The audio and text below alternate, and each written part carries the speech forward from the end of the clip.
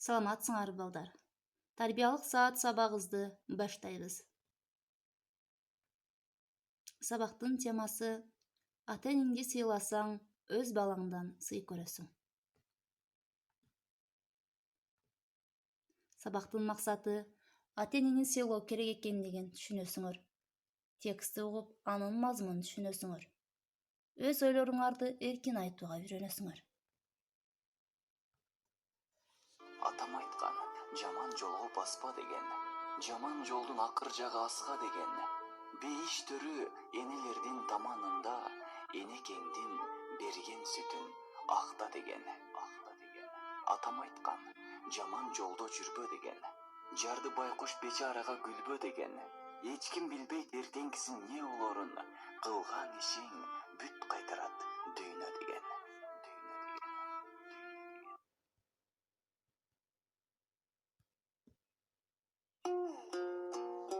Ата-эне кандай ыйык жана улук заттар. Бул жашоодогу сүйүүнүн сүйүүсү мына ошол ата-энелерде. Муну биз балдар таптакыр түшүнбөйт экенбиз. Ата-эне баласы үчүн жашайт. А бирок биз ошол нерселерди түшүнбөй ата-энелерди кыйнайбыз. Мага бул керек, мага тигил керек, алып бербесеңер мен башкалардан кем болуп калам деп ата-энени кыйнайбыз. Алардын шарты барбы, жокпу, баары бир кыйнай беребиз. Ошентсе да балам башкалардан кем болуп калбасын деп карыз алып болсо да бизге керектүүсүн сатып берет.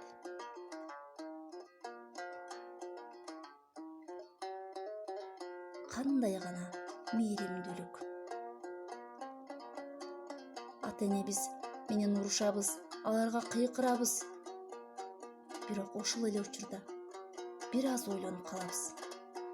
Кыйкырбай эле койбой деп баардык нерсеге өтүп кеткенден кийин өкүнөбүз. Бирок бул нерсе деле туура. Өтүп кеткен болсо деле ыйманыбызга келип, кылган катачылыгыбызды мойнубузга алгандыгыбыз үчүн дагы биз ыймандуу экенбиз. Бирок баардык ишти кылаарда өтүп кеткенден кийин өкүнбөстөн ал ишибизди алдын ала ойлонушубуз керек. Эмне гана кылбайлы, кандай гана жолдо жүрбөйлү, ата-эне баары бир бизди кечирет экен. Алар бизди баары бир жакшы көрүп турат. Балам деп сүйүп турат. Ошону да түшүнбөй, аларга каяш айтып, үнүбүздү бийик көтөрүп, кыйкырып жүрөбүз. Көзү тирүү убагында барктай албайт экенбиз. Көз өткөндөн кийин аттиң деп, мен апама мындай нерсе кылбаптырмын. Атамдын сөзүн угуп, анын айткандарына таптакыр күнбөптүрмүн деп өзүбүздү күнөөлөйт экенбиз.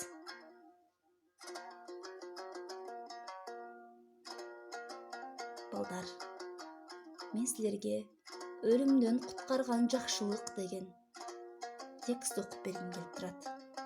Анда эмесе кунт коюп уккула. 3 киши жолго чыгышты. Узак жол жүрүшүп, түнөп калыш үчүн бир үңкүргө киришти. Таң атканда жол уламак болушту. Капысынан тоодон бир таш кулап түшүп, үңкүрдүн оозун тосуп калды. Ал 3 адам: эми сырткы дүйнө менен байланышыбыз жок. Бизди бул жерден ким куткарат? Келгиле, азыр ар бирибиз жасаган кайрылуу иштерибизди эстеп, жараткандан жардам сурайлы, дешти. Алардын бири: эй жараткан, менин өтө карып калган ата-энем бар эле. Аларга жедирип ичиргендей эч кимге жедирип ичирбедим. Бир күнү отун алуу үчүн тоого бардым.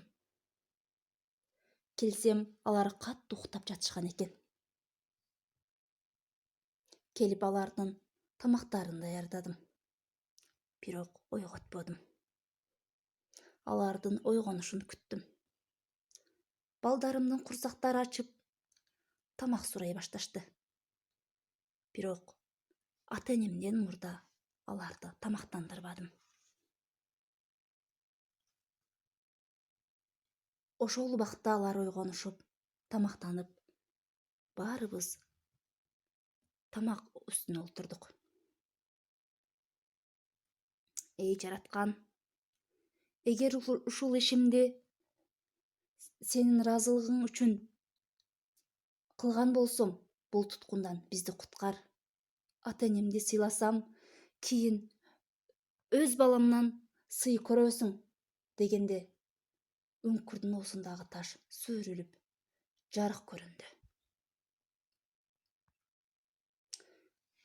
Берки эки адам да кылган жакшы иштерин эстеп, жараткандан суранды эле таш биротоло сүрүлүп, үңкүрдүн оозу ачылды. Алар бул балекеттен кутулушту. Балдар, эми ой жүгүртүп көрөлүчү. 3 жолоочу кирген үңкүрдүн оозу эмне үчүн таш бекитип калды деп ойлойсуңар? Эмне үчүн алар кайрылуу иштерибизди эстеп, жардам сурайлы деп айтышты?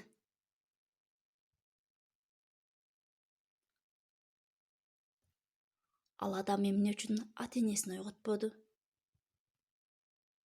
Эмне үчүн балдар тамак сураса бербеди? Ушул суроолорго ой жүгүртүп, жообуңарды класс жетекчиңерге жиберсеңер болот.